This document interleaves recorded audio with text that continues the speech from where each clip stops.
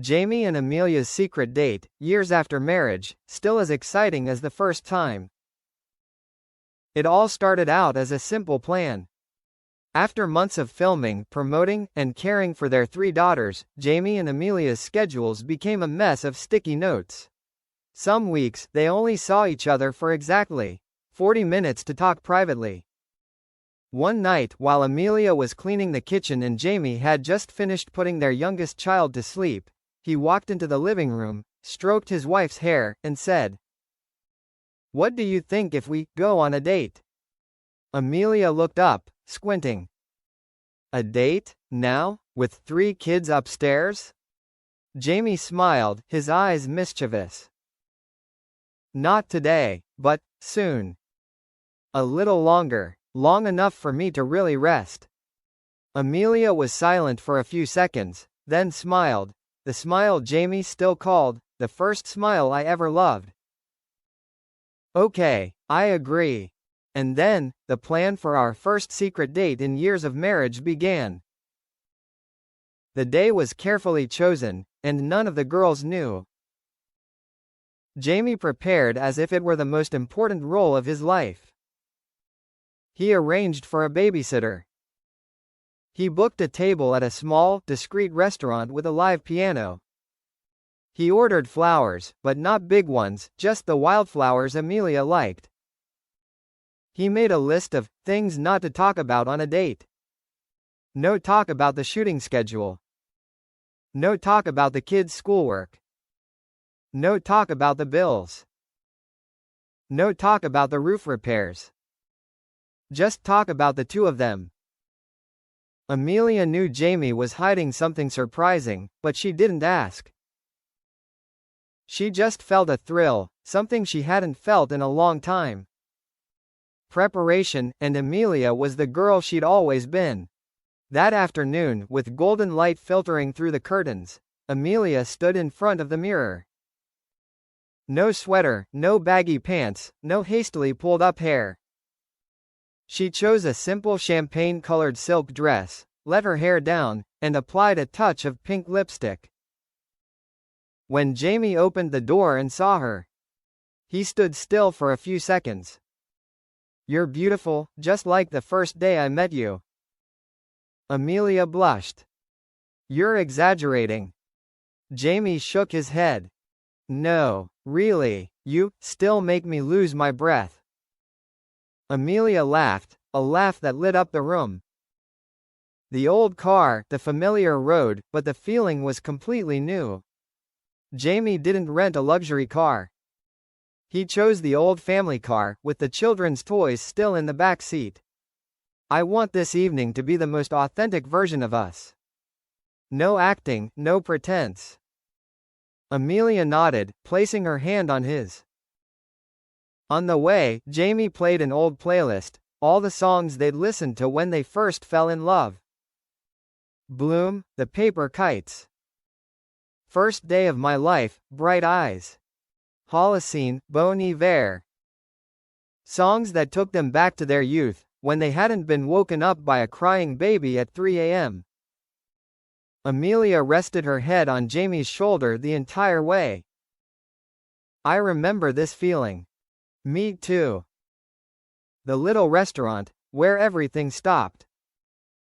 It was a small restaurant tucked away on a deserted street. No one noticed. No one recognized them. No paparazzi. Just candlelight, the smell of toast, and soft piano music. Jamie pulled out a chair for his wife, a small gesture he had always done since their first date. Amelia looked around and said, "It's been a long time since we've been alone." Jamie nodded. "I want tonight to be a day we remember for a beautiful reason. Not because of the number of years we've been married. Not because of a special anniversary. But because we need each other." The conversation, not about kids, not about work, but about the 2 of them. For over an hour, they talked about things they had forgotten. The movie Jamie wanted to make but hadn't dared to accept. The song Amelia was composing but hadn't dared to share. the dreams they had before becoming parents, where they wanted to go when their kids were older, the things they loved about each other, the things they were afraid of losing. Amelia confessed, "Sometimes I worry that we're so focused on being parents that we forget about being husband and wife." Jamie took her hand. "I worry too. But that's why I planned this evening." Amelia looked at him for a long time, her eyes full of love. "Thank you, Jamie. I needed this evening more than I thought." Jamie smiled. "Me too." After dinner, an action that brought Amelia to tears. Jamie stood up. "Follow me." They left the restaurant, crossed a side street, and came to an old stage, a small concert hall. A pianist was waiting. The piano was shiny black, with a soft yellow glow. Jamie turned to Amelia. "I want you to hear this." The pianist began to play "The Reason I Love You" by Amelia Warner, piano version. Amelia was stunned. It was a song she had written years ago, when they first fell in love. Jamie had found the sheet music, had someone arrange it, and arranged for the pianist to play it for them. Amelia put her hand to her mouth, tears falling softly. "Jamie, why are you doing all this?" Jamie came closer, placing his hand on her back. "Because you deserve all the best things. Because you're the reason I have a family. Because I love you, in a way I've never loved anyone else." Amelia hugged him, so tight, as if she was afraid that if she let go, this beautiful moment would disappear. "I love you too, so much." Home, and it felt like the first day. As they drove home, neither of them spoke. Not because they were sad, but because their hearts were full.